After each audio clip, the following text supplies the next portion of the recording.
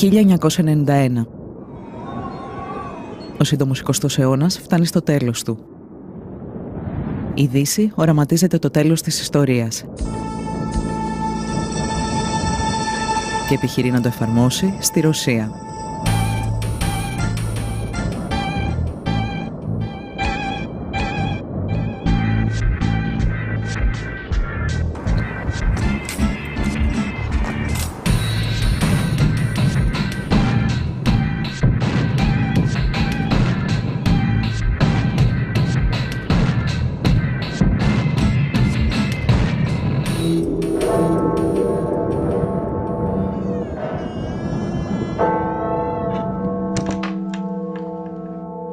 In the Soviet Union, there was a sort of a pincer between the International Monetary Fund and the World Bank. And at that point, I think Larry Summers was head of the World Bank. And he says the laws of economics are like the laws of engineering. The same rules work everywhere. So that was the arrogance of that moment. The State Department funded through Harvard University a fairly small group of economists and lawyers to manage this transition for the Russians.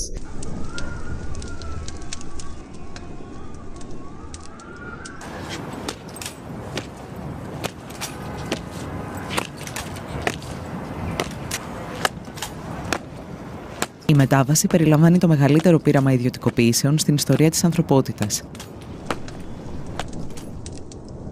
Ένα πείραμα που θα οδηγήσει μια χώρα στην απόλυτη καταστροφή. For $1-2 million, you could buy enterprise where only steel constructions were so costly that it can be, I don't know, hundreds of millions of dollars or maybe billions of dollars.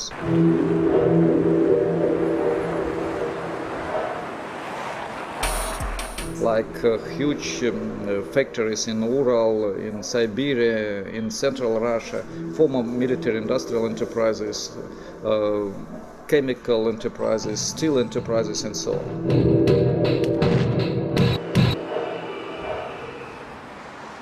In the center of Moscow, the Hotel Centralny, which means central, a 19th century beautiful building, they were going to sell it for an equivalent in Russian rubles of $1,000. So we came there, in the foyer, in the lobby, there was a huge chandelier of the 19th century. And we asked the specialist how much would he pay for it if it is offered. He looked and said, well, $1,200. Just now, I can pay it now. It was utterly catastrophic in Russia. It was utterly catastrophic. Millions of people were thrown into extreme poverty. People were hungry and were surviving on their gardens. Life expectancy for Russians dropped by a decade in this period. Explosion of AIDS, of child prostitution. I mean, it was a decimation of a nation.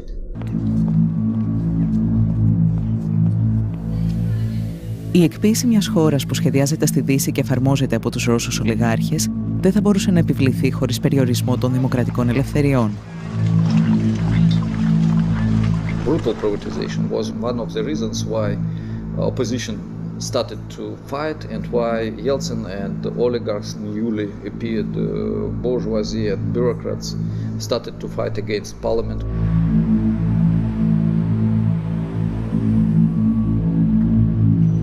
Οι κανόνες του παιχνιδιού πρέπει να αλλάξουν.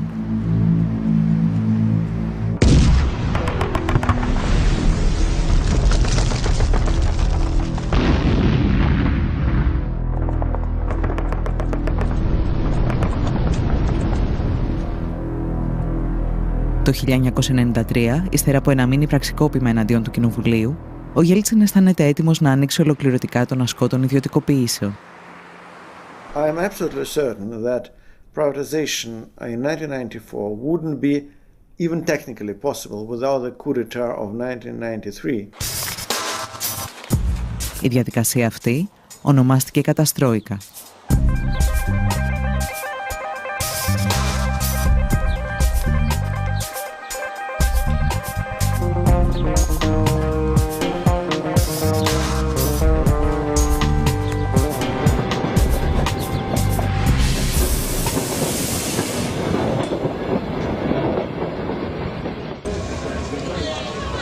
καταστρόικα στη Ρωσία παρουσιάζεται συχνά σαν εξαίρεση στην ιστορία των μαζικών ιδιωτικοποιήσεων. Στην πραγματικότητα ήταν απλώς ένα ακραίο παράδειγμα του πως η εκποίηση μιας χώρας είναι ασυμβίβαστη με την πολιτική ή την οικονομική δημοκρατία.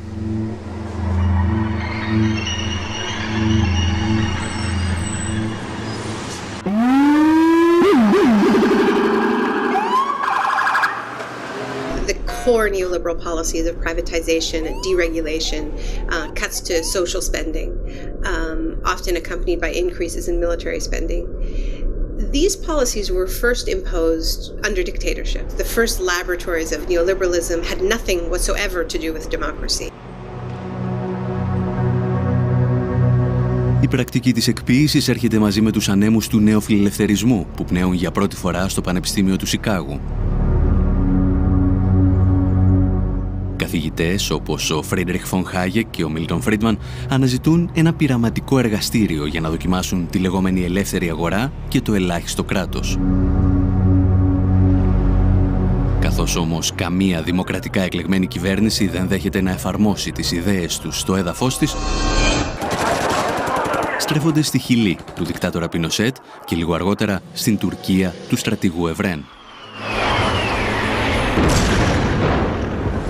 There's actually a really interesting exchange between Friedrich von Hayek and Margaret Thatcher that I quote in The Shock Doctrine, where Friedrich von Hayek said, "I have just come back from Chile. It's wonderful what Pinochet has done," and he's describing this fantastic experiment in neoliberalism and says, "I think you should do this too." And Hayek was a mentor of Margaret Thatcher's.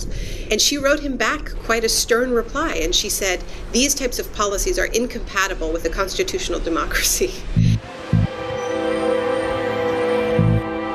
Η Μάργαρετ Θάτσερ θα βρει τελικά έναν τρόπο για να φέρει τη νεοφιλελεύθερη συνταγή των ιδιωτικοποιήσεων στη Δυτική Ευρώπη.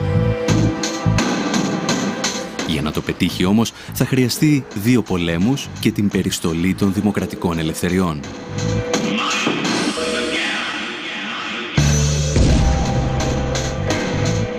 What saved Margaret Thatcher's career as a politician, what got her reelected, was the Falklands War.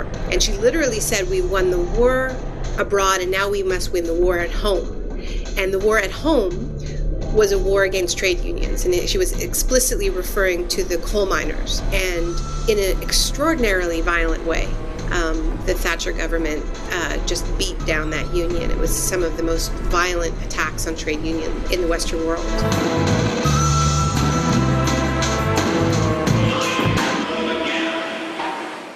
Κλασική περίπτωση η θατσερική Μεγάλη Βρετανία, όπου η διάλυση του εργατικού δικαίου και των δικαιωμάτων των εργαζομένων συνέπεσε με μια ιδιαίτερη αύξηση των μέτρων και των νομοθετικών μέτρων καταστολής.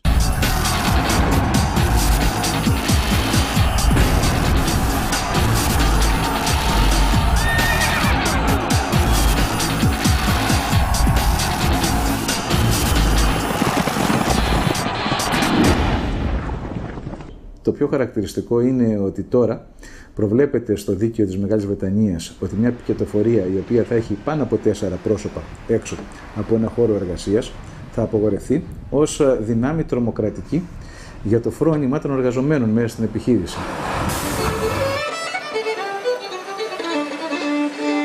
Ο νεοφιλελευθερισμός, ο οποίος υπόσχεται λιγότερο κράτος, απαιτεί έναν πανίσχυρο κρατικό μηχανισμό για να επιβληθεί.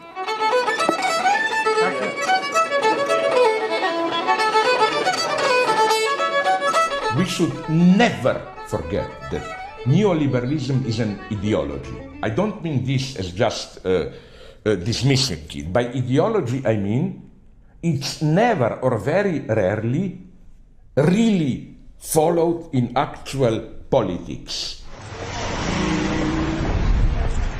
Take Reagan, the first neoliberal in power. Are you aware that, as we all know, the state machinery as such exploded under Reagan? It is clear that neoliberalism can function only through an extremely strong regulative role of the state. So the question should not be these pseudo problems, what amount of state regulation, more capital, but who will do this regulation? A private enterprise system does not mean a free enterprise system. It just means someone's controlling it that you haven't elected. So the idea is with Vulture's Picnic. Οι αιμοσταγείς δικτάτορες όμως, όπως και η θατσερική πολιτική του σοκ, έχουν ημερομηνία λήξης. Πρέπει λοιπόν να βρεθεί ένα νέο μέσο για την επιβολή των μαζικών ιδιωτικοποιήσεων. So it started off without democracy. It started off with dictatorship imposed with brute force, with torture and fear. When the democratic era began in the 80s, there needed to be another mechanism to keep countries in line, and that mechanism became debt.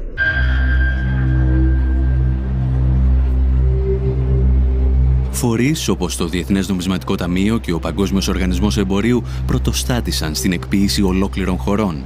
Σύντομα όμως, στο πλευρό τους βρέθηκε και η Ευρωπαϊκή Ένωση. The emergency packages with the IMF have enabled the EU for the first time to actually advocate privatizations.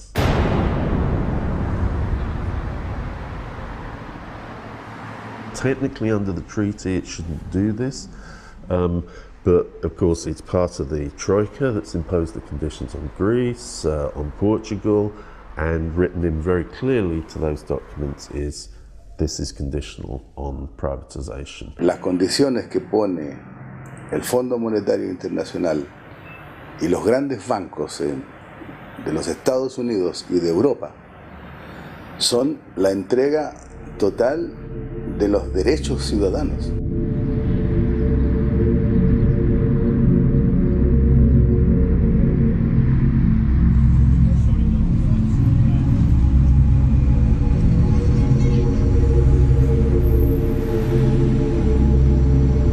No one privatizes or deregulates unless there's a hammer over their head, like in Greece now, in Spain, in Italy, when basically there's tremendous pressure on the government because there's a desperate financial situation.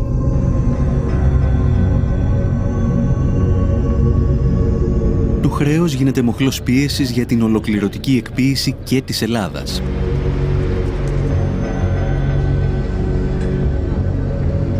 Και σε αυτή την περίπτωση όμως υπάρχει ένα μικρό εμπόδιο που πρέπει να ξεπεραστεί. Η δημοκρατία.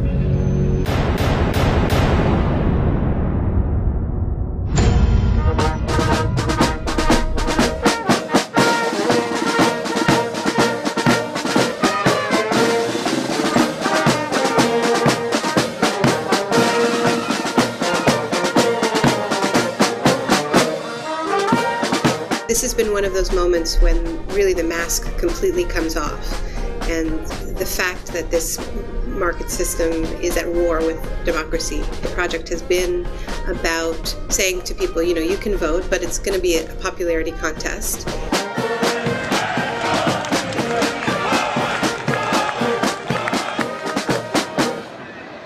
The so-called the independent central bank is a mechanism for saying, you know, politicians can't touch our toys. Η Ευρωπαϊκή Ένωση και οι ελληνικές οικονομικές ελίτ φτάνουν στο σημείο να διορίσουν έναν πρώην κεντρικό τραπεζίτη ως πρωθυπουργό της Ελλάδας. Συνεχίζοντας την πολιτική Παπανδρέου, ο Λουκάς Παπαδήμος τοποθετεί στελέχη τραπεζών όπως ο Γκίκας Χαρδούβελης της Eurobank ακόμη και μέσα στο Μαξίμου. Οι σχέσεις πολιτικής και οικονομικής εξουσίας μετατρέπονται πλέον σε ένα διατραπεζικό deal.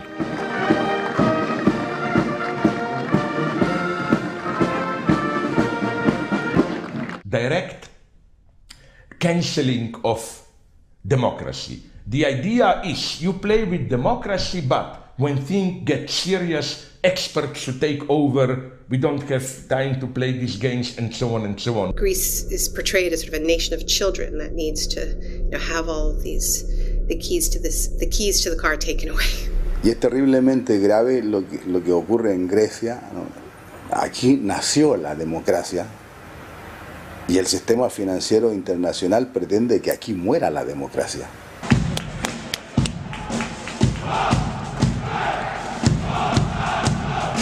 Νομίζω ότι ο επιστημονικός όρος είναι χούντα. Απλώς έχουμε μια ομάδα πολιτικών οι οποίοι έχουν επικεφαλής τους έναν τραπεζίτη και μάλιστα τον ίδιο τραπεζίτη, ο οποίος ευθύνεται σε πάρα πολύ μεγάλο βαθμό για την χρεοκοπία, είναι μια χούντα τραπεζική. Αλλά δεν έχει μεγαλύτερη λαϊκή νομιμοποίηση από τη χούντα του Παπαδόπουλου.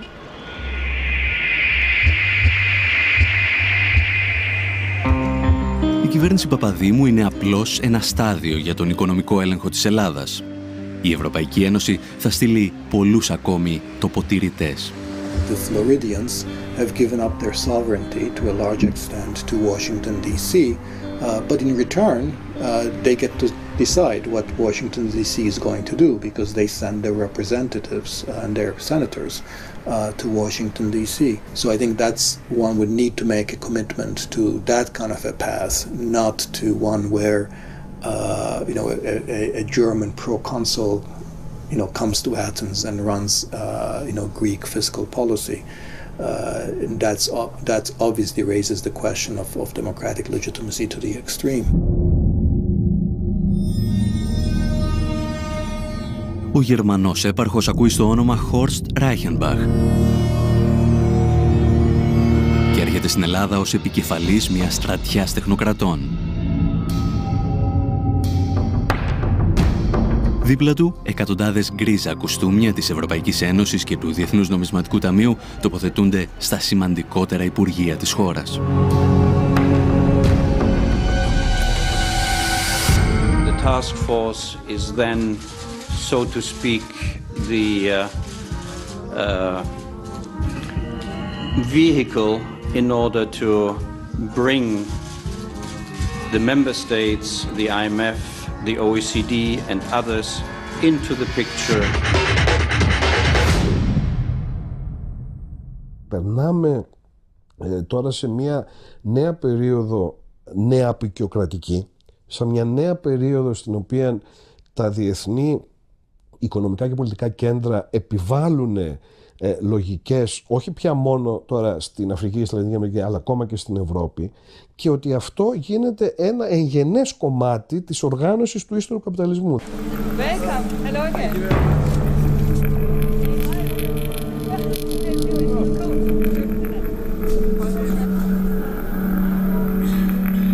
You are a trial case, like in laboratory rabbits, for all of Europe, a new authoritarian forum which, even if it remains in a superficial sense democratic, as we have seen in Greece, Italy, and it will follow, I can guarantee you, elsewhere, is being tested.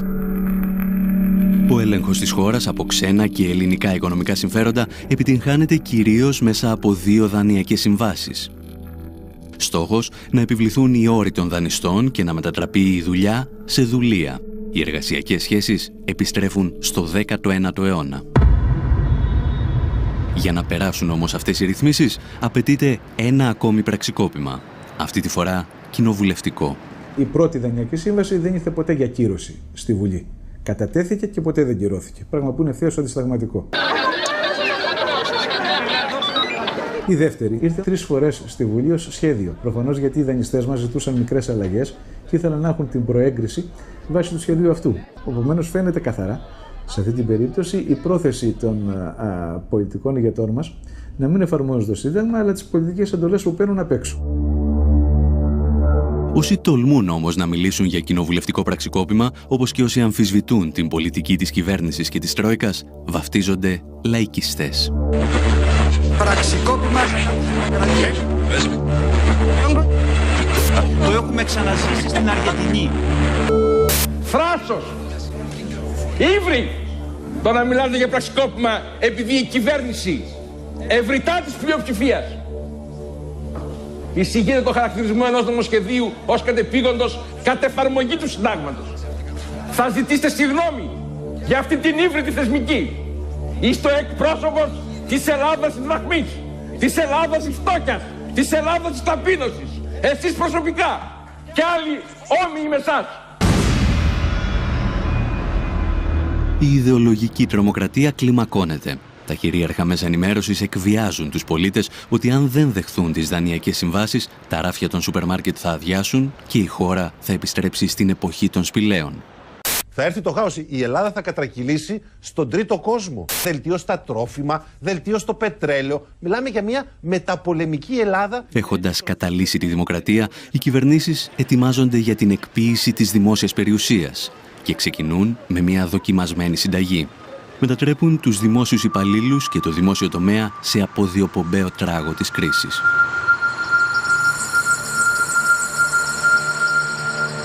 There is a sort of ideology that the public sector performs worse than the private sector, but the empirical evidence for that is not strong.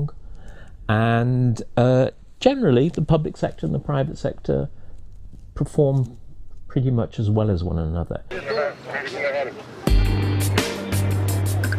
Η ελληνική κυβέρνηση ψεύδεται λέγοντας αρχικά ότι δεν γνωρίζει τον αριθμό των δημόσιων υπαλλήλων και στη συνέχεια ότι αυτοί ξεπερνούν το 1 εκατομμύριο. Αποκρύπτει επίσης ότι το μέγεθος του δημόσιου τομέα και οι μέσες αμοιβές των υπαλλήλων του δεν υπερβαίνουν τον ευρωπαϊκό μέσο όρο. Οι παθογένειες της δημόσιας διοίκησης είναι δεδομένες. Συνήθως όμως είναι η κρατικοδίαιτη οικονομική ελίτ αυτή που πρώτη ρίχνει το λίθος στο δημόσιο. Έχοντας προετοιμάσει την κοινή γνώμη για την εκποίηση, αναζητείται ο μηχανισμός.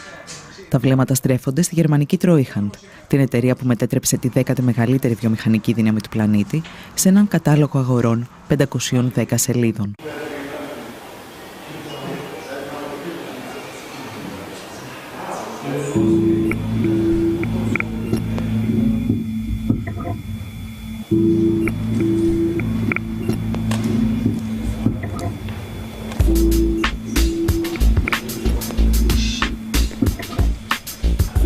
Eurosaal, η αίθουσα του ευρώ.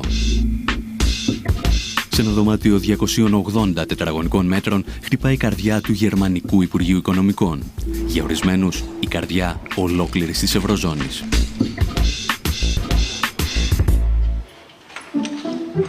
Η αίθουσα έχει τη δική της σκοτεινή ιστορία, συνώνυμη της οικονομικής πορείας του σύγχρονου γερμανικού κράτους. Οι επιτελείς της Luftwaffe χάρασαν σε αυτό το δωμάτιο τη στρατηγική τους για τους βομβαρδισμούς ευρωπαϊκών πόλεων.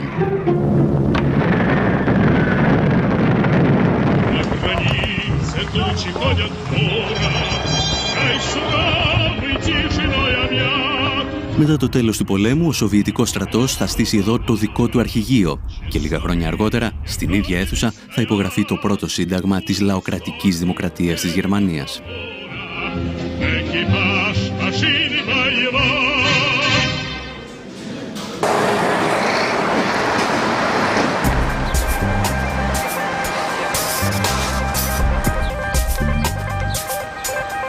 Το αρχιτεκτονικό μεγαθύριο που κατασκεύασε ο Γκέρινγκ ως το μεγαλύτερο κτηριακό συγκρότημα στην Ευρώπη στεγάζει τώρα τη μεγαλύτερη βιομηχανική επιχείρηση εκείνης της εποχής.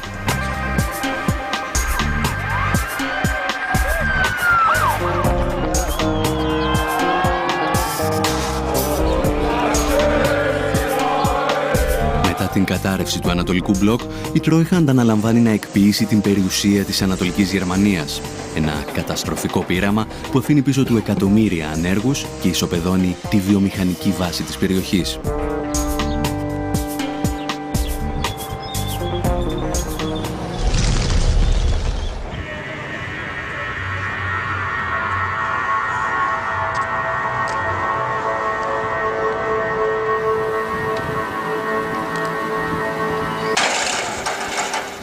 Historisch gesehen ist es natürlich eine fatale Geschichte, weil die Treuhand selbst, also die Idee einer Treuhandgesellschaft, quasi von den Bewegungen innerhalb der DDR ausging.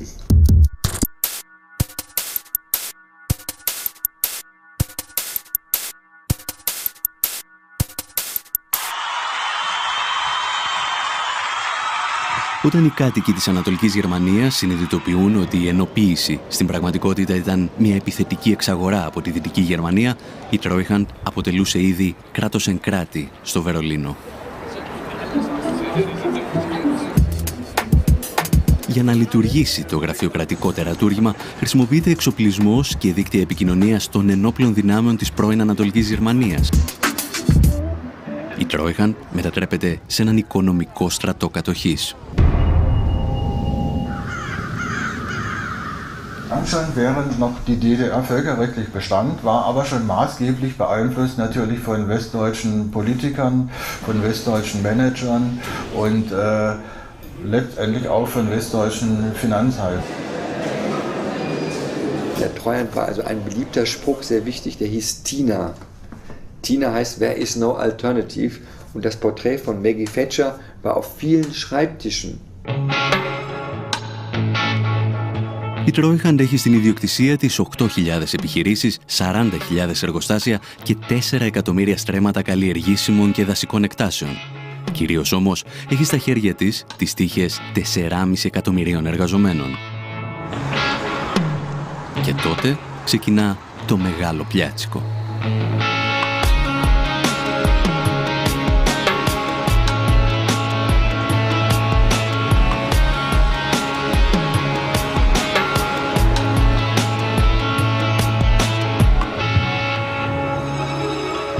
Jeden Tag, ob Samstag oder Sonntag, 10 bis 15 Betriebe privatisieren. Das war natürlich das eigentliche Dilemma und hat auch dann zu Chaos und Schiebereien und Betrügereien geführt. Es sind Leute aufgetreten, die überhaupt nicht über das Volumen und den finanziellen Background verfügten, um so ein Unternehmen zu kaufen. Die hatten das Geld schlichtweg gar nicht, sondern sind eingestiegen, haben dann aus dem Unternehmen das Geld rausgezogen, haben damit die Rechnung bezahlt und das Unternehmen nur ausgeplündert und abgewickelt. Und da gibt es zig Beispiele, also sehr, sehr viele. Das hat dazu geführt, dass viele von diesen Firmen dann nachher insolvent waren und von den 4,5 Millionen Arbeitnehmern der DDR-Betriebe blieben nachher nur noch 1,5 Millionen Arbeitsplätze übrig.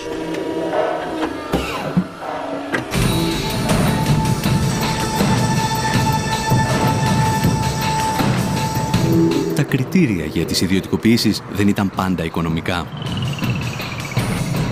Πολλές αποφάσεις λαμβάνονταν σε πολιτικά γραφεία. Αρκετές επιχειρήσεις έκλειναν ώστε να μην απειλούν τους ανταγωνιστές τους στη Δυτική Γερμανία.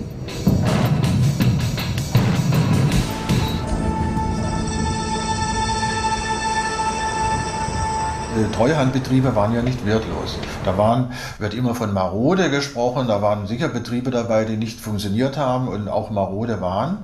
Aber es waren auch andere Betriebe dabei, die durchaus mithalten konnten mit westlichen Betrieben, die auch exportiert haben in westliche Länder und die Produkte wurden auch im Westen verkauft.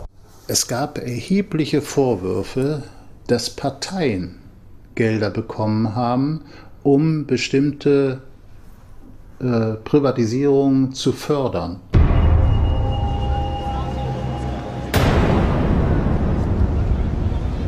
Bischofferode war ein Kaliwerk und das Kaliwerk ist eben halt ein Teil der Schlüsselindustrie für Industrieprozesse und es gab sowohl im Westen Kaliwerke wie im Osten. Und natürlich hatte der Einfluss der BASF, also als konkretes Beispiel, war so groß, dass sie eben als Monopolstellung keine andere Konkurrenz dulden musste. Obwohl es Investoren für die Ostbetriebe gab, mussten sie trotzdem liquidiert werden.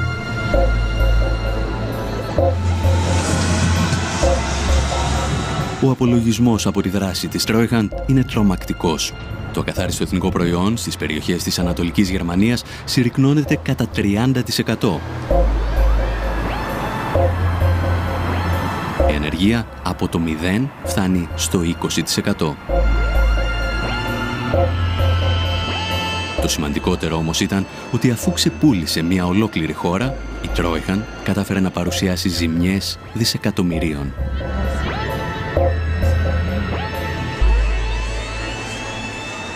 Die Treuhandanstalt etwa 300 Milliarden an Schulden gemacht hat und 60 Milliarden eingenommen hat, während man erwartet hat, dass man 600 Milliarden immer D-Mark einnimmt. Also es sind erhebliche Schulden übrig geblieben, die auch bis heute noch getilgt werden in dem sogenannten Erblastentilgungsfonds und der läuft außerhalb des Bundeshaushalts.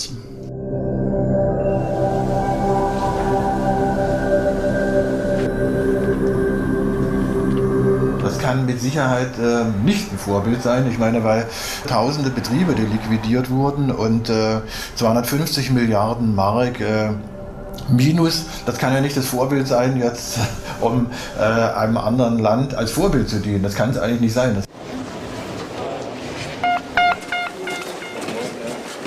Ladies and gentlemen, good afternoon. Παρ' όλα αυτά, ο πρόεδρος του Eurogroup, Jean-Claude Juncker, παρουσίαζε την Treuhand σαν πρότυπο για την Ελλάδα. I have noted with satisfaction that Greece is willing to set up a privatization fund and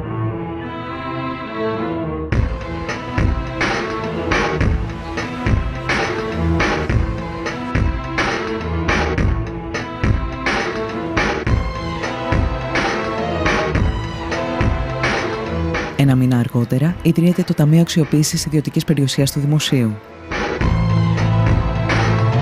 Η ελληνική Treuhand στείνει τα γραφεία της πίσω από το κτίριο της Παλιάς Βουλής και τα τρία κόμματα του Μνημονίου, Πασόκ, Νέα Δημοκρατία και Λάος, μοιράζονται τη διοίκηση του οργανισμού. Εδώ είναι ο ομότιμος καθηγητής του Αριστοτελείου Πανεπιστημίου, ο κύριος Κουκιάδης. Τώρα, ο κύριος Κωνσταντίνος Μητρόπουλος είναι ο διευθύνων σύμβουλος και το πιο κεντρικό πρόσωπο. Έχει μια εταιρεία, την Cantor, δούλευε και στον Όμιλο Λάτσι πρόσφατα. Λίγους μήνες αργότερα, ο δημοσιογράφος που παρουσίαζε τη σύνθεση του Ταμείου γίνεται υπεύθυνος επικοινωνίας του. Σε άλλες θέσεις κλειδιά συναντώνται πολλά στελέχη από τις δύο εταιρείες που διεύθυνε ο Κώστας Μητρόπουλος. Politicians, the technical advisors, and the senior managers in the public companies themselves are all very acutely aware that the privatization process gives them opportunities of extremely high-paid directorships, consultancies, etc. with the newly privatized companies.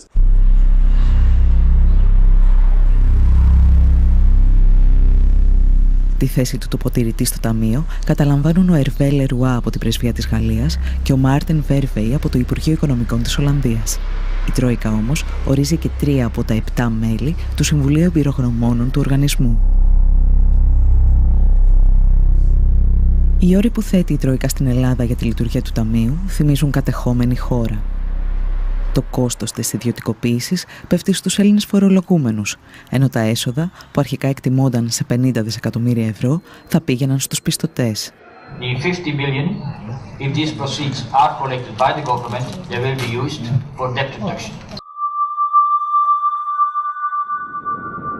Το Ταμείο λειτουργεί σε συνθήκες απόλυτης μυστικότητας, παρέχοντας υπερεξουσίες στα μέλη του.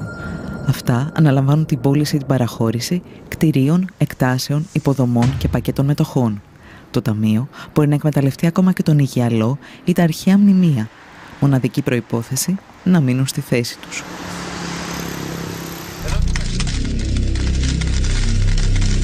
Ακόμη πάντως και πριν από τη δημιουργία του Ταμείου, αξιωματούχοι της κυβέρνησης είχαν αρχίσει να διαλαλούν την πραμάτια του ελληνικού δημοσίου, ταξιδεύοντας σαν περιοδεύων θίασος.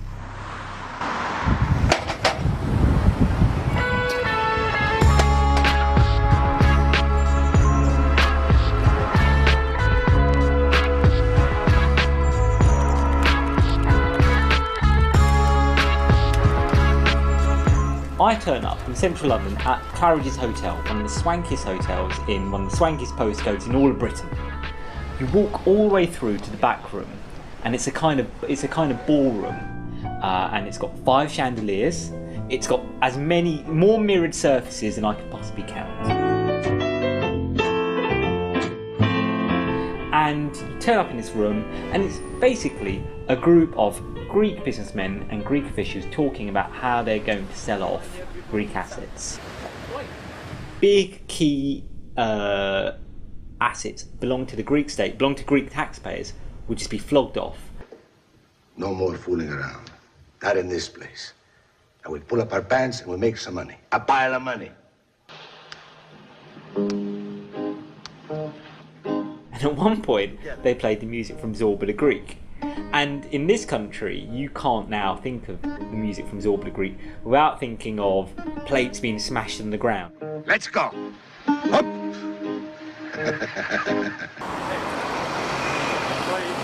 The other thing that you kept hearing in the intervals were you'd hear this song by Monica, who's this Greek pop star, and the lyrics went something along the lines of tell me why you don't call me anymore.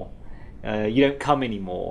And I thought, again, here's this image, which unknowingly they've summoned up, of kind of Greece is this kind of pariah state where it's now the pariah within Europe.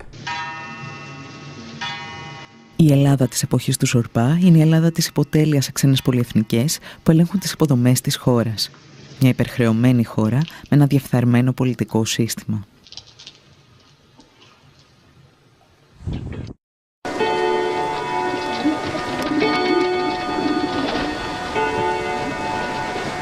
Ήταν μια πολύ παρόμοια κατάσταση στην εποχή μεταξύ των πολέμων. Υπήρχε μια περίοδος ειδικά ανάμεσα στο 1924 και το 1930 που η Ελλάδα ήταν πάρα πολύ γόνιμο έδαφος και για δανεισμό. Υπήρχαν μια σειρά από τεράστια σκάνδαλα. Ήταν δεδομένο ότι οι κυβερνήσεις εξαγοράζονταν μέχρι και το πολύ στενό περιβάλλον του Βενιζέλου. Σε όλα αυτά είχαμε άμεσες παρεμβάσεις των ξένων πρεσβειών.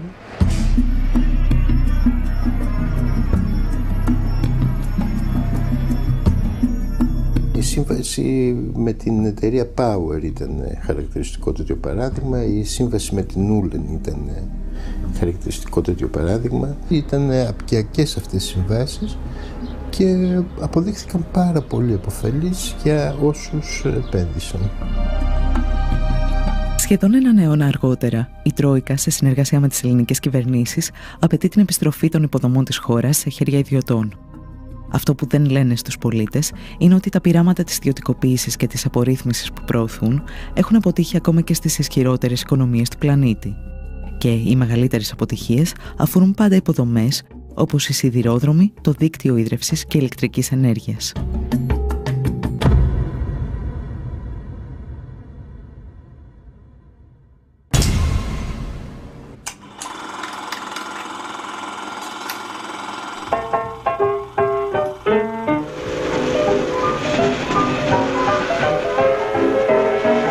Λένε ότι μπορείς να διαβάσεις την ιστορία του παγκόσμιου οικονομικού συστήματος στις γραμμές ενός τρένου. Ο ατμός που οθεί τη βιομηχανική επανάσταση μετατρέπεται σε κερδοσκοπική φούσκα για την αμερικανική οικονομία όταν δεκάδες ιδιωτικές εταιρείες απλώνουν χιλιόμετρα από μεταλλικές ράγες.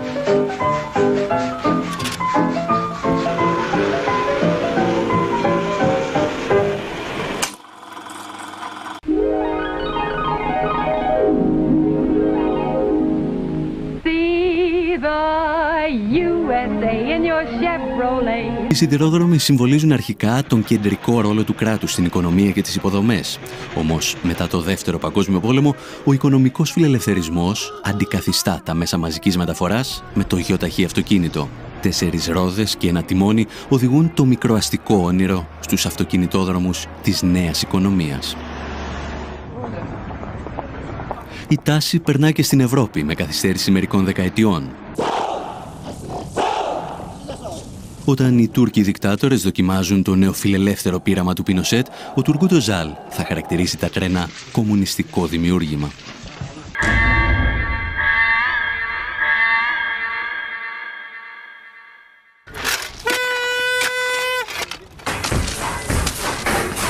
Παρ' όλα αυτά, οι σιδηρόδρομοι στην Ευρώπη παρέμειναν εν πολλοίς στον έλεγχο του δημόσιου τομέα.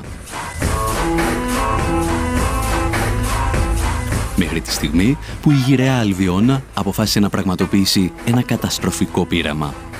Σαν κινηματογραφική ταινία χωρίς happy end.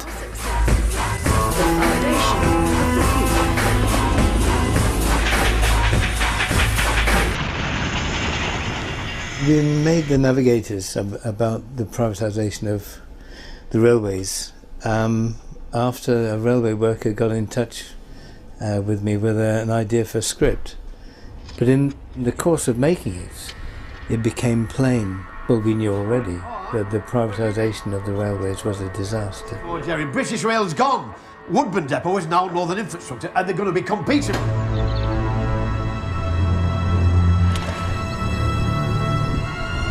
Ακόμη και η Μάργαρετ Θάτσερ αναγνώριζε ότι τα τρένα δεν λειτουργούν αποτελεσματικά έξω από το δημόσιο τομέα.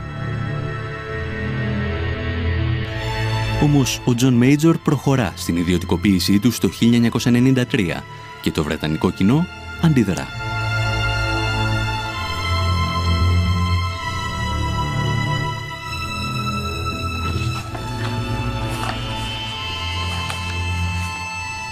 They thought they belonged to them, and they were a public service, not something to be run by companies who put on cheap logos and really seem to be just in it to make money.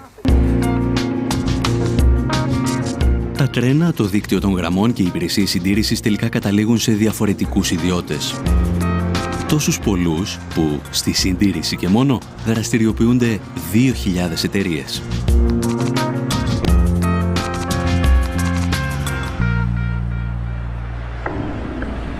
What that meant was first of all, there was a divergence of interests between two parts of a system that should actually really belong together.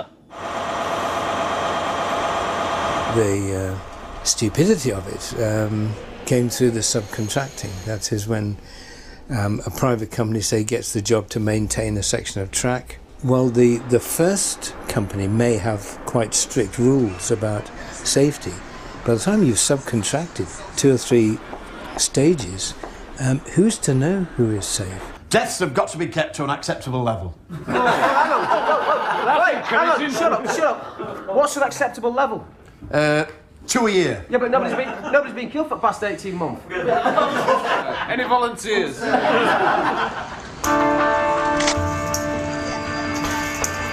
I think there has to be a case made where you say that was indecent haste and in the end it cost lives. Ο απολογισμός είναι τραγικός. Στα 3 μεγαλύτερα δυστυχήματα που αποδίδονται στην ιδιωτικοποίηση, 42 άτομα χάνουν τη ζωή τους και 600 τραυματίζονται. It was undoubted that in the early days of privatization, the way that the industry was privatized caused those accidents. Ο εκτροχιασμός των ιδιωτικοποιήσεων όμως δεν μετριέται μόνο σε ανθρώπινες ζωές. Privatization was supposed to free up the railways, but has actually made it very difficult to make decisions, say, on opening new routes or closing down routes or changing schedules. But it's left a system which is very complicated, very difficult to administer.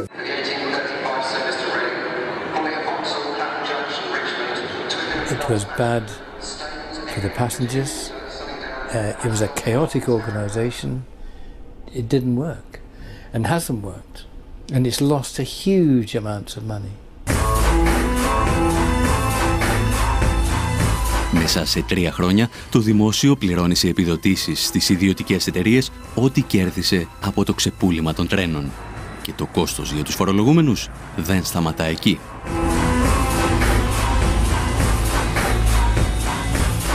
Strangely, to some extent, the railways have been renationalised. Really, it's left us with a semi-government administered system that costs a lot more than it cost under nationalisation and hasn't really delivered the investment, as the investment has largely been paid for by the public sector.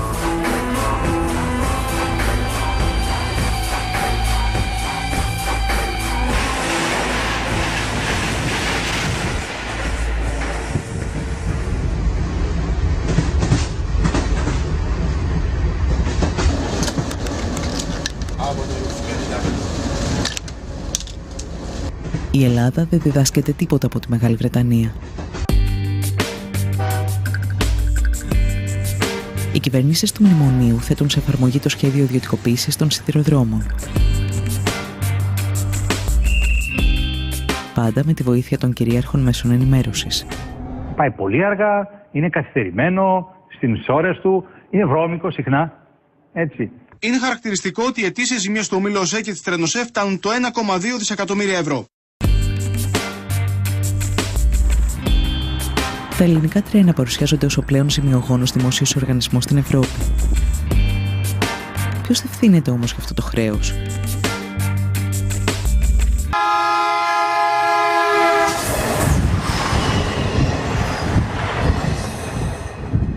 Η η πολιτεία υποχρέωνε το σιδηρόδρομο να δανείζεται για τα έργα του.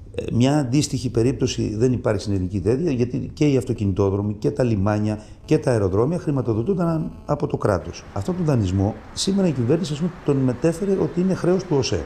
Αυτό είναι αναλυθές και ένα μεγάλο μέρος, γύρω στις τάξεις του 70 με 80%, πράγματι είναι δανεισμός για έργα υποδομής.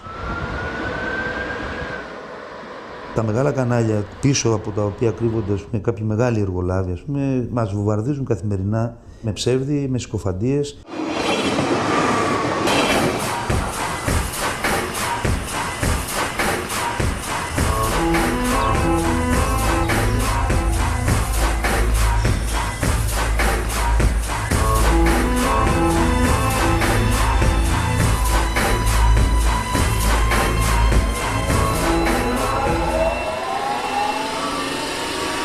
Η κριτική εστιάζεται στους μισθούς των εργαζόμενων και στο κόστος λειτουργίας.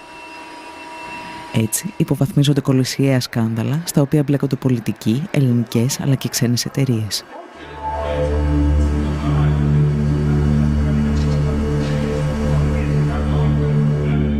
Δεκάδες εκατομμύρια ευρώ ξοδεύονται σε γραμμές που δεν λειτουργούν ποτέ.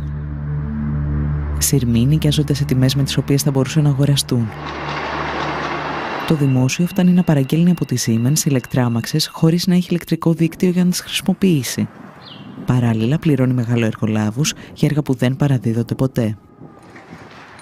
Υπάρχει και μια σκοπιμότητα, δηλαδή αποαξιώνουμε τον δημόσιο πλούτο μας με σκοπό, αφού τον απαξιώσουμε, να τον δυσφημίσουμε, έτσι ώστε πολύ πιο εύκολα να πείσουμε την ελληνική κοινή γνώμη ότι ίσως ένας ιδιώτης θα είναι πολύ καλύτερη λύση, για τον ελληνικό σιδηρόδρομο.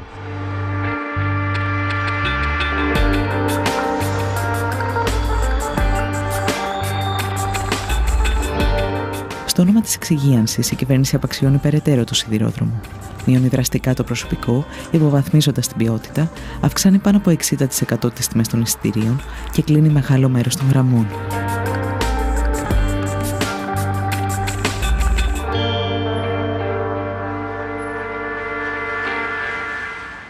Ιδιαίτερα στο κομμάτι της γραμμής, Άργους Τρίπολης Καλαμάτας, επενδύθηκαν κάποια εκατομμύρια ευρώ. Και σήμερα δεν υπάρχει τρένο εκεί. Μετρώντας μόνο κέρδη ή ζημιές, οι υποστηρικτές της ιδιωτικοποίησης ξεχνούν ότι ο σιδηρόδρομος είναι πάνω απ' όλα ένα αγαθό για την εξυπηρέτηση του πολίτη.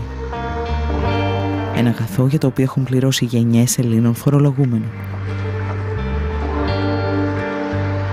Κάποτε στην Ελλάδα, κρατικοποιούσαν τα χρέη των ιδιωτών. Σήμερα στην Ελλάδα προσπαθούν να ιδιωτικοποιήσουν τα κέρδη που θα μπορούσε να έχει ο πολίτης μέσα από κρατικές υπηρεσίες. Τι επένδυσε ο ιδιώτης ώστε να πάρει αυτό το τομέα σε τιμή πολύ χαμηλή, από την αξία του ίδιου του έργου.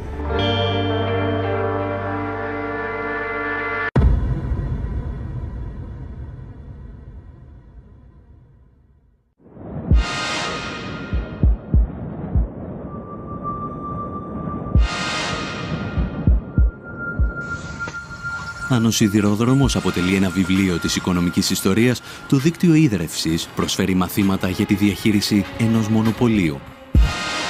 Και αυτή τη φορά έχει έρθει η σειρά του Παρισιού να πληρώσει το λογαριασμό.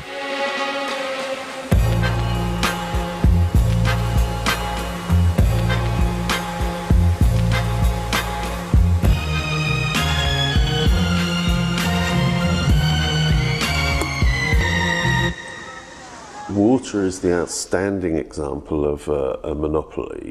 No water company in the world operates on a competitive basis. There's only ever one network. It's not worth ever investing in two competing networks.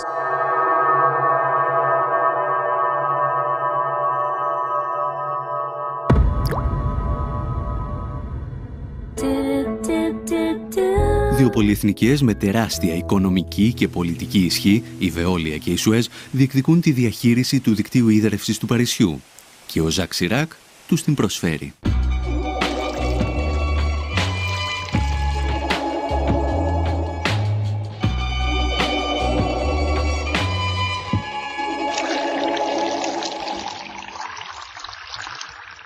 En 1985, il y a eu une décision politique prise par Jacques Chirac, qui était alors maire de Paris, de diviser Paris en deux, selon les deux rives.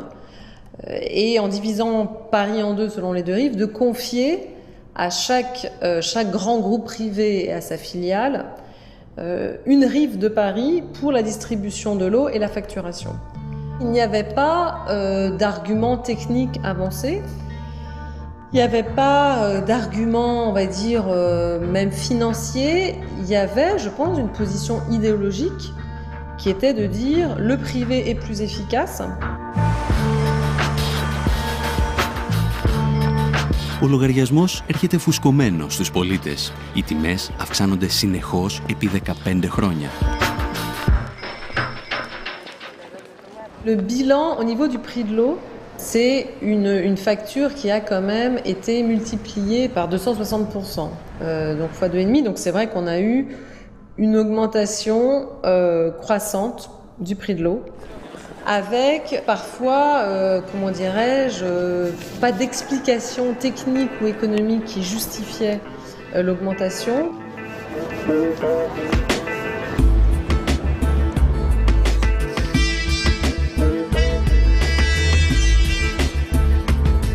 C'est avec le changement de municipalité et de majorité municipale en 2001, quand il y a eu une majorité plurielle de gauche, d'écologistes, de communistes qui est arrivée à la tête de Paris, qu'on a décidé de reprendre en main tout le service de l'eau.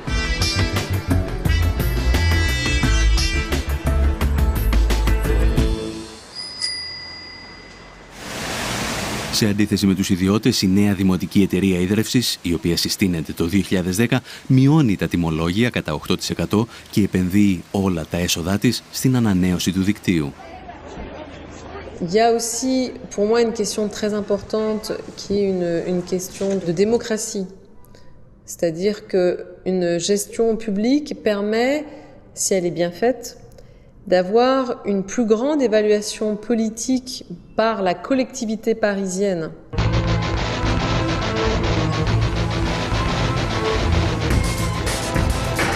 Οι Βεολιακοί Σουέζ αντιδρούν, αφού χάνουν καθαρό εισόδημα 60 και 30 εκατομμυρίων ευρώ ετησίως. Ασκούν πιέσεις στην κυβέρνηση, στο Δήμο και στα συνδικάτα εναντία στην Anne Lestrade, η οποία κίνησε τη διαδικασία. De fait, ils considèrent que je suis un peu le diable incarné. Η μάχη του Παρισιού φέρνει στο φως το παρασκήνιο της διαπλοκής ανάμεσα στις πολυεθνικές του νερού και την πολιτική εξουσία. Jérôme Monod, qui était le dirigeant de la Lyonnaise des Eaux, était celui qui avait été l'un des dirigeants du parti de Jacques Chirac. Παρά τις διασυνδέσεις τους όμως, οι πολυεθνικές του νερού φαίνεται να χάνουν τη μάχη με τους πολίτες. There were a number of political campaigns and battles fought right across Europe and indeed right across the world at the time. The result of those battles was largely that people rejected water privatization very strongly. Η Ευρωπαϊκή Ένωση όμως γυρίζει την πλάτη της στις αποφάσεις των πολιτών. Γραμμή στις Βρυξέλλες χαράσουν οι πολυεθνικές και επόμενος στόχος τους είναι η Ιταλία.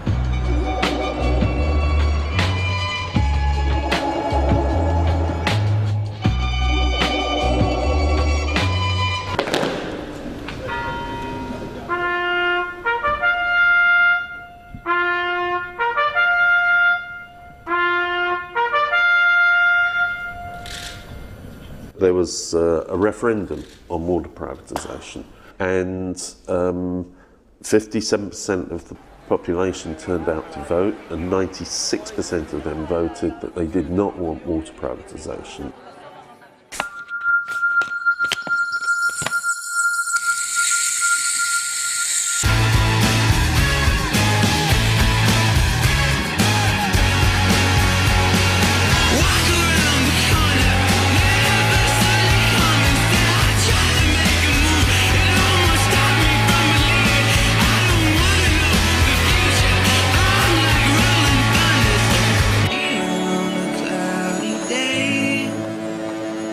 Even Berlusconi said I can't privatise the water. There's been a referendum that says we're not allowed to.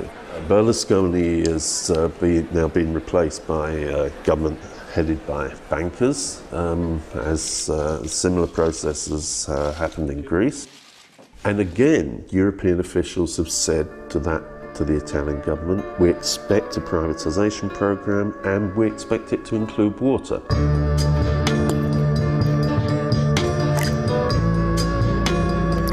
Με μυστική επιστολή τους προς τον νέο Ιταλό Πρωθυπουργό, ο Ζαν-Κλοντ Τρισέ και ο Μάριο Ντράγκι από την Ευρωπαϊκή Κεντρική Τράπεζα απαιτούν αυτό που απέρριψε ο Ιταλικός λαός.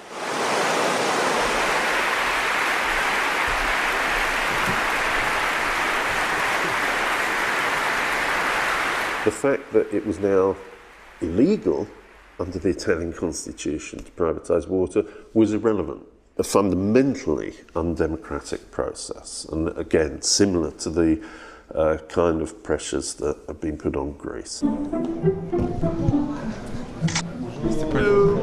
I spoke just this weekend with the new Prime Minister, Mr. Papademos. I spoke also with Prime Minister Monti, and I know they are very committed to respect the commitments taken because they understand that without this, in fact, there will not be financial stability in their countries.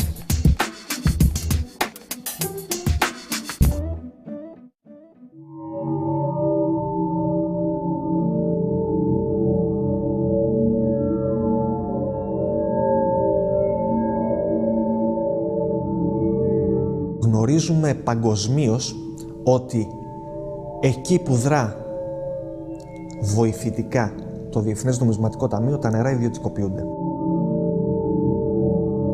Γνωρίζουμε πολύ καλά ότι υψηλόβαθμα στελέχη των Σουέζ και Βεόλια είναι υψηλόβαθμα στελέχη και σύμβουλοι του Διεθνούς Νομισματικού Ταμείου. Γνωρίζουμε πολύ καλά ότι στελέχη της Σουέζ και Βεόλια έχουν σχέσεις με την Ευρωπαϊκή Κεντρική Τράπεζα. Γνωρίζουμε πολύ καλά ότι στο Ευρωκοινοβούλιο πληρώνονται πολλοί άνθρωποι για να κάνουν lobbying εκεί μέσα και να προασπίσουν συμφέροντα των δύο αυτών πολυεθνικών, ότι οι άνθρωποι των εταιριών μπαινοβγαίνουν σε κυβερνήσεις και όταν φεύγουν οι κυβερνήσεις ξαναμπαίνουν μέσα στις εταιρείες. Στην Ελλάδα, η κυβέρνηση Παπανδρέου τοποθετεί ως διευθύνοντα σύμβουλο της ΕΙΔΑΠ ένα πρώην υψηλόβαθμο στέλεχος της Βεόλια. Ο Νίκος Μπάρδης, που προωθούσε την ιδιωτικοποίηση για λογαριασμό της Γαλλικής Πολυεθνικής, σήμερα χαρακτηρίζει την Ελλάδα προπύργιο της Σοβιετικής Ένωσης.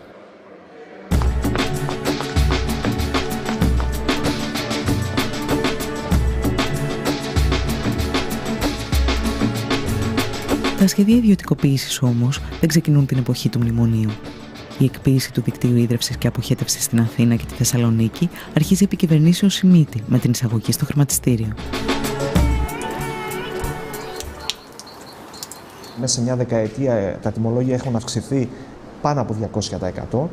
Οι υπηρεσίες αντίστοιχα όμως δεν έχουν βελτιωθεί κατά 200%. Οι υπηρεσίες έχουν χειροτερεύσει πάρα πολύ.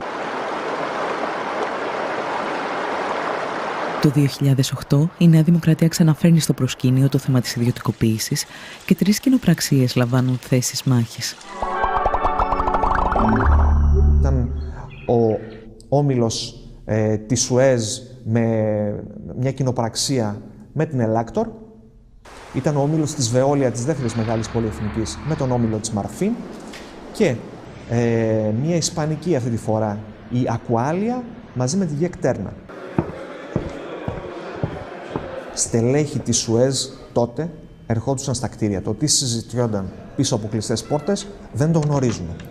Αυτό όμως που γνωρίζουμε πάρα πολύ καλά είναι ότι οι εταιρείες αυτές και κυρίως η Σουέζ έχουν κατηγορηθεί στο εξωτερικό για χρηματισμό δημοσίων υπαλλήλων, κρατικών υπαλλήλων και πολιτικού προσωπικού χωρών της πολιτισμένης Δύσης. Δεν μπορώ να φανταστώ ότι εάν συνέβη κάτι τέτοιο εκεί, αποκλείεται να έχει συμβεί και στη χώρα μας.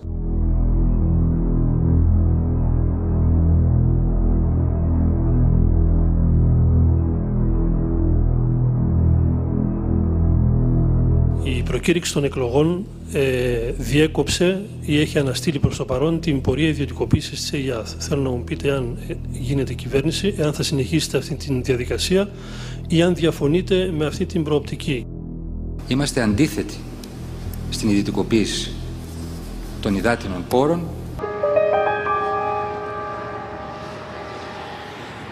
Πρόκειται για ένα ακόμα προεκλογικό ψέμα της σοσιαλιστικής παράταξης.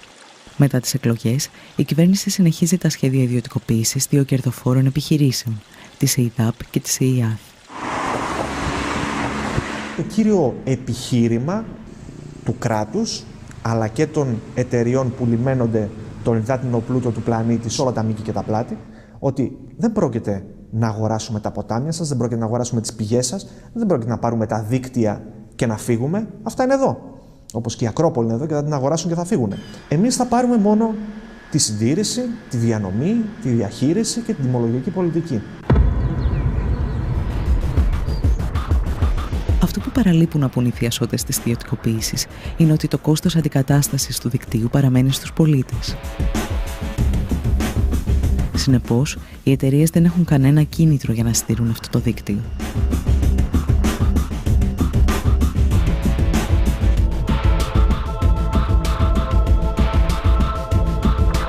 Ελλειπή συντήρηση, κέρδος για τον ιδιώτη, καταστροφή του υλικού, αντικατάσταση από τον Έλληνα πολίτη. Τα κέρδη στον ιδιώτη, η ζημία στον Έλληνα πολίτη φορολογούμενο.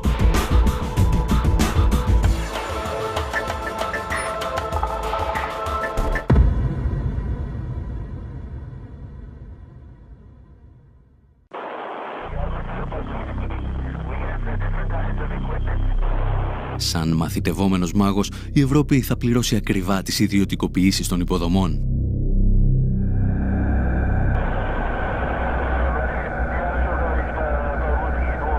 Οι δυνάμεις της αγοράς όμως θα δείξουν το αληθινό τους πρόσωπο ακόμη και στη γενέτειρα του νεοφιλελευθερισμού, τις Ηνωμένες Πολιτείες.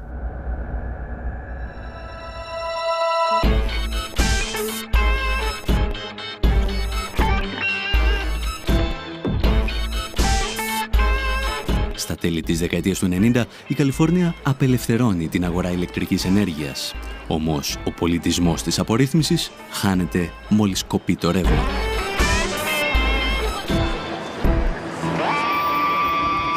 The fantasy that you can have a market in electricity or gas, that's just not possible. It is a natural monopoly. There's only one wire going to your house.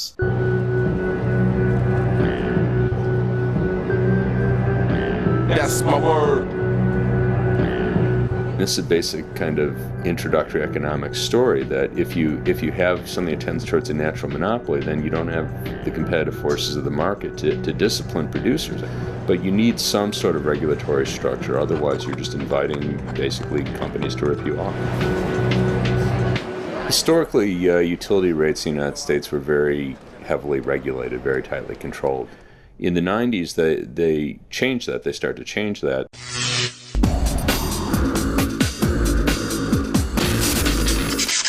We were going to deregulate the construction, operation, and ownership of the generation plants while leaving the transmission system and the distribution system in the hands of the utilities. Οι εταιρείες παραγωγής ενέργειας μπορούν πλέον να αυξήσουν ανεξέλεγκτα την τιμή χονδρικής. Για να το πετύχουν, αναπτύσσουν σύνθετες στρατηγικές εξαπάτησης με κωδικές ονομασίες. In the case of Enron, they did things like they even had names for them. Their traders: Death Star, Get Shorty, Ricochet, Cramming, False Scheduling. One was named Fat Boy after the first nuclear bomb that was dropped.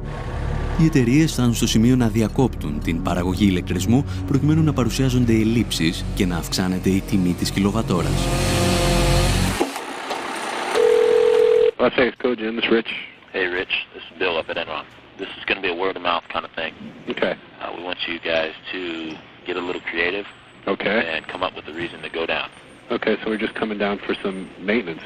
We have people from Enron on tape laughing about how they were pulling power offline and how they were sending grandma's rates through the roof. Sorry. So the rumor's true? They're fucking taking all the money back from you guys? All the money you guys stole from those poor grandmothers in California? Yeah, Grandma Millie, man. Yeah, now she wants her fucking money back for all the power you charged jammed right up her ass for fucking $250 a megawatt hour.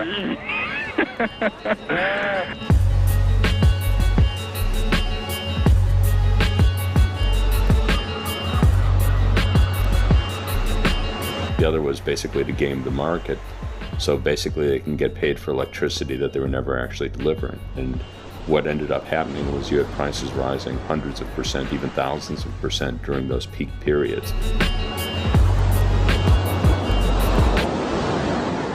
Enron corrupted our system deeply, but it wasn't just Enron. And the idea that just Enron was one bad apple is wrong. All 6 of the big power companies were involved in conspiracies. Enron could not act alone.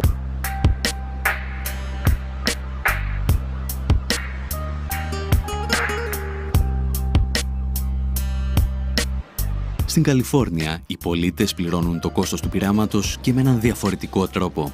Οι δυνάμεις της αγοράς αφήνουν εκατομμύρια ανθρώπους κυριολεκτικά στο σκοτάδι. First blackouts were in June of 2000, so you had basically producers refusing to produce at the prices they were being given, and the utilities ended up having blackouts. Η απελευθέρωση της αγοράς ενέργειας στην Καλιφόρνια επιβλήθηκε υπό την ασφικτική πίεση μεγάλων επιχειρήσεων. Ακόμη και αυτές όμως βγήκαν ζημιωμένες από την απορρίθμιση.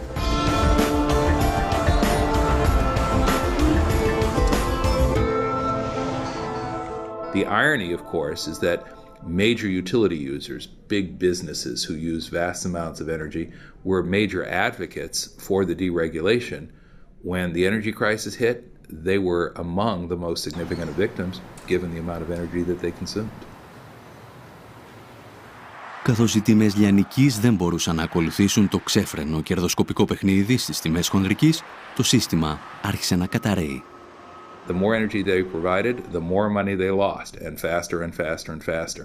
And so in very short order, one of our 2 investor-owned utilities here in California declared bankruptcy, and the other one was awfully close. The story was re-regulation. If you leave that to the market, then you can run into a situation at those peaks where the price literally becomes ridiculous, which is what happened in California.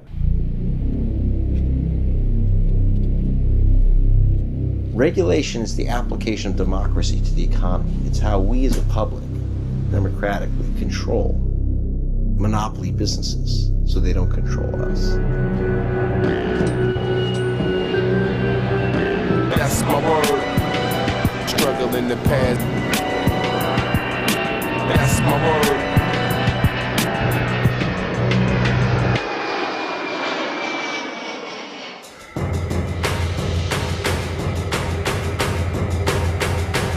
Η Ευρώπη θα γνωρίσει τις δικές της σκοτεινές ημέρες από την απορρίθμιση και τις ιδιωτικοποίησεις στην αγορά ενέργειας.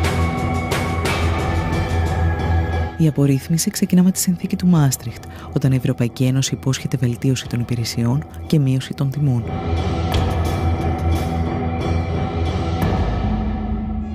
In the European Union, where the market has been opened up, any electricity producer or supplier can access transport and distribution networks to supply its customers, which encourages competition. Μέχρι το 2006, κανένας ιδιώτης δεν πήγε να επενδύσει στην ηλεκτροπαραγωγή. Αυτές είναι βασικές δημόσιες υποδομές, απαιτούν μεγάλα κεφάλαια και έχουν πολύ αργά απόσβεση αυτών των επενδύσεων. Δεν δίνουν δηλαδή το γρήγορο και εύκολο κέρδος που απαιτεί ο ιδιώτης. Σταδιακά λοιπόν από το 2000 μέχρι το 2006, για να γίνει η αγορά ελκυστική στους ιδιώτες και να επενδύσουν, άρχισαν να αυξάνονται συνεχώς τα τιμολόγια της λαϊκής κατανάλωσης. Οι φορολογούμενοι δεν πληρώνουν απλώς αυξημένα τιμολόγια. Χωρίς να το γνωρίζουν, πριμοδοτούν τους ιδιώτες που δραστηριοποιούνται στην παραγωγή.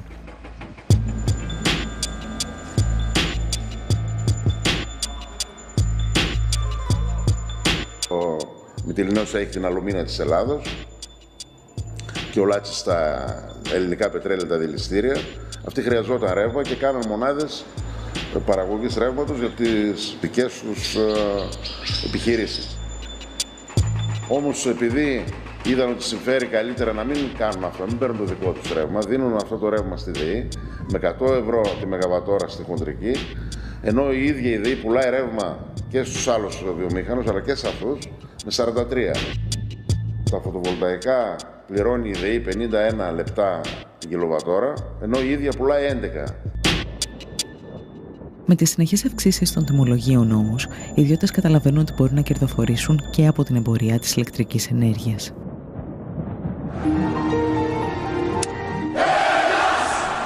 Η νούμερο 1 ιδιωτική εταιρεία ηλεκτρικής ενέργειας είναι εδώ. Ο Δόκτωρ Λάμπρος ο ρευματολόγος και η κυρία Φωτεινή άλλαξαν ρεύμα χωρίς καμία αλλαγή στο μετρητή τους. Κάποια στιγμή λοιπόν εμφανίστηκαν και οι ιδιώτες πάροχοι. Τι σημαίνει λοιπόν πάροχος? Σημαίνει απλά μεσίτης. Γι' αυτό και ονομάζονταν και αεριτζίδες, γιατί δεν είχαν τίποτα. Για να μιλάμε με νούμερα, με 60.000 δηλαδή μετοχικό κεφάλαιο, μιλάμε για αστείο ποσό, μπορούσε κάποιος να πάρει άδεια ως πάροχος ηλεκτρικής ενέργειας. Μια εταιρεία που παράγει ενέργεια από ανανεώσιμες πηγές. Από πού έπαιρναν την πράσινη ενέργεια που διαφήμιζαν? Από τη ΔΕΗ.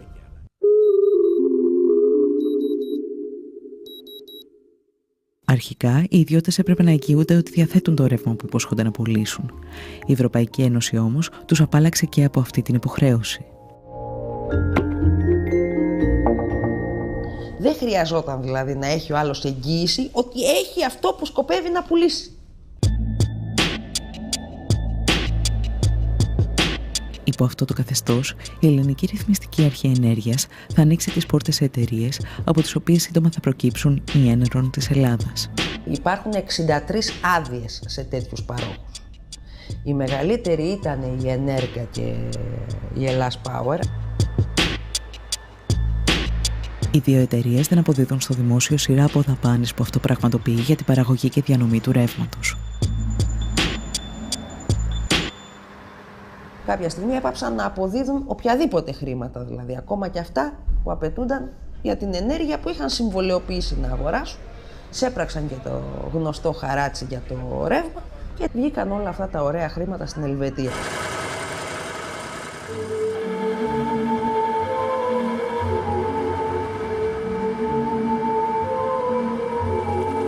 Η περίπτωση της Ενέργεια και της Ελλάς Power είναι απλώς η κορυφή του παγόβουνου των εκατοντάδων εκατομμυρίων ευρώ που στοιχίζει στους Έλληνες φορολογούμενους η απορρίθμιση. Στα 12 χρόνια της έναρξης της απελευθέρωσης της αγοράς ηλεκτρικής ενέργειας, ούτε η γραφειοκρατία μειώθηκε, ούτε οι υπηρεσίες έγιναν καλύτερες προς τους καταναλωτές, ούτε το μείγμα καυσίμου βελτιώθηκε, αντίθετα η εξάρτηση της χώρας βάθινε ενεργειακά και τα τιμολόγια έχουν αυξηθεί σε τάξη άνω του 80%.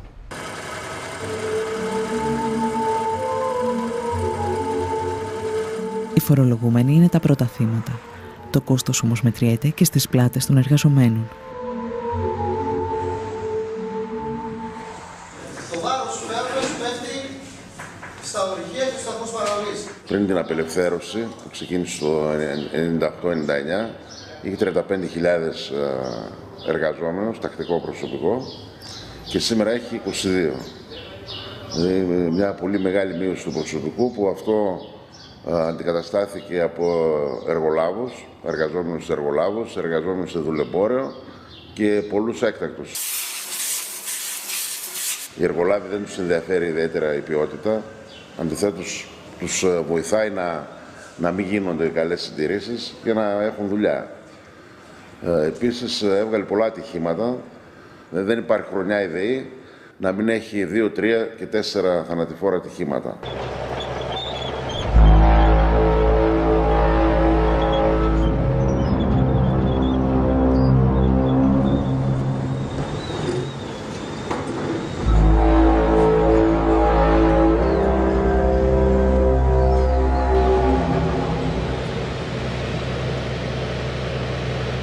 Αδιαφορώντας για το δημόσιο συμφέρον και τις επιπτώσεις στην κοινωνία, τα κόμματα του μνημονίου προωθούν τώρα και την ολοκληρωτική εκποίηση της δημόσιας επιχείρησης ηλεκτρισμού.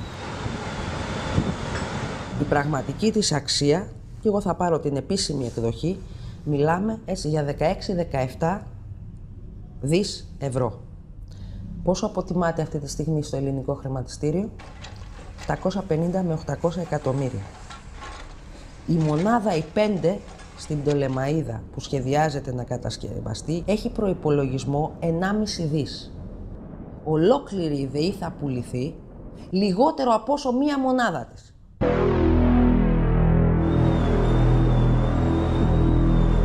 Ο ελληνικός λαός στην ουσία πλήρωσε χρόνια να κάνει δίκτυα μέχρι να πάει μέχρι το τελευταίο χωριό, τα οποία θα μπορούν να τα εκμεταλλεύονται πλέον οι ιδιώτες, κυρίως είναι οι ιδιώτες κρατικοδίαιτη και βγάζουν από αυτά παρά να προσφέρουν κάτι.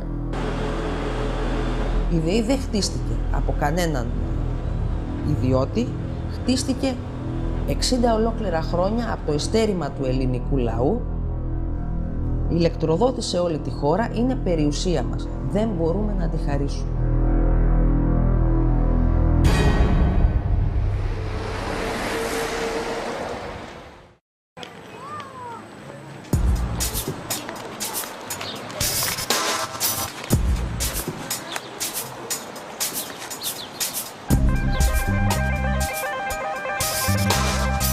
Δεκάδες παραδείγματα από όλο τον κόσμο αποδεικνύουν ότι οι ιδιωτικοποιήσεις πλήττουν τους πολίτες, τους εργαζόμενους αλλά και τις παρεχόμενες υπηρεσίες.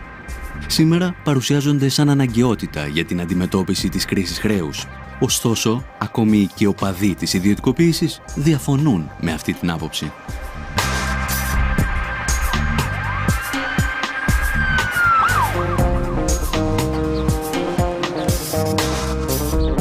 A lot of privatization isn't necessarily the best thing to do in the middle of an economic crisis, because privatization is certainly going to lead to people being laid off. And the worst thing that you can do during a crisis is give people more reason to lay off workers. You will get a bit of money in the short run because of that.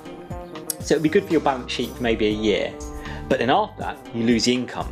In real economic terms, will be a drop in the ocean in the short term and an economic loss in the long term. Εν τέλει, η παγκόσμια κρίση χρέους, την οποία δημιούργησε ο ιδιωτικός τομέας, είναι το πρόσχημα για μια γενικευμένη επίθεση στη δημόσια περιουσία. Μια επίθεση που σε ορισμένες περιπτώσεις γίνεται συγκαλυμμένα.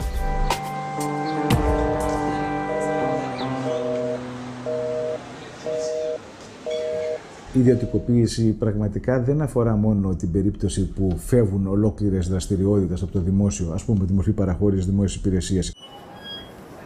Μιας μορφής ιδιωτικοποίηση είναι επίσης όταν τα πανεπιστήμια θα αξιολογούνται όχι μόνο με βάση την εκπαίδευση την οποία δίνουν, κατά πόσο είναι υψηλό επίπεδο ή όχι, αλλά και κατά πόσο αυτές οι υπηρεσίες εκπαιδευτικές γίνονται αποδεκτές από την αγορά.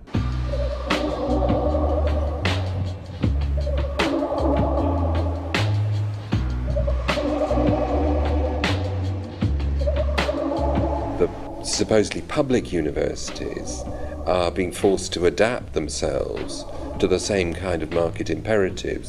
So what we will find is a process of assimilation in which the public universities become more and more like the private ones, profit-making enterprises that seek essentially to sell education. And that the whole principle of public education is that education isn't a commodity, it's the right of every citizen. Η προσπάθεια ιδιωτικοποίησης συνεχίζεται ακόμη και σε αυτό που ο Μάρξ κάποτε αποκαλούσε γενική διάνοια, τη συσσωρευμένη κοινωνική και τεχνολογική γνώση που παράγει τον πλούτο μιας κοινωνίας. How Bill Gates became the richest man in the world. It was precisely through privatization of commons. In what sense? What Bill Gates offers is something that constitutes the very common space that we use in order to communicate, to exchange notes, not only knowledge, but generally news, whatever, like internet, whatever. in order to be in touch with each other. We have, as it were, to enter the Bill Gates domain.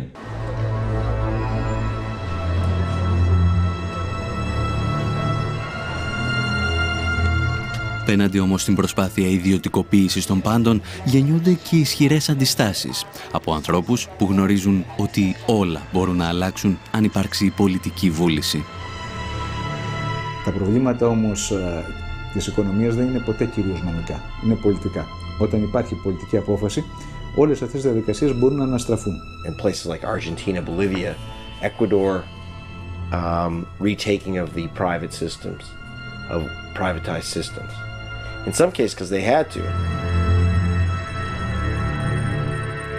There are remunicipalizations happening now in Europe.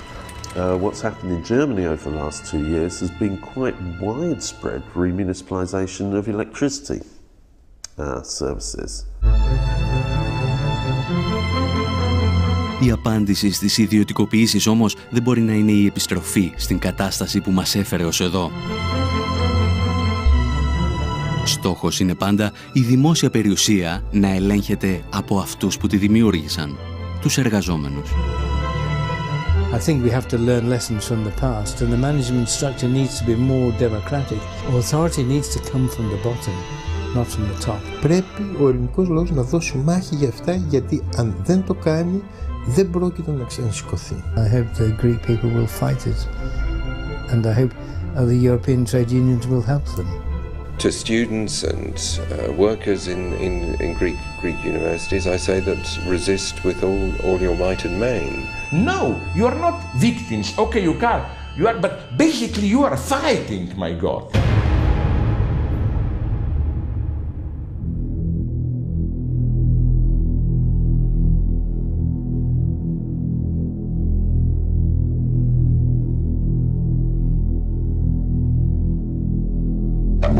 Ο σημερινός άνθρωπος να υπερβεί τη φυσική του ροπή προς την αδράνεια, την ησυχία. Αν στο Θουκυδίδης το είχε πει αυτό. Ή η ελευθερία ή η ησυχία πρέπει να διαλέξετε. Είτε είσαστε ελεύθεροι είτε είσαστε ήσυχοι. Δηλαδή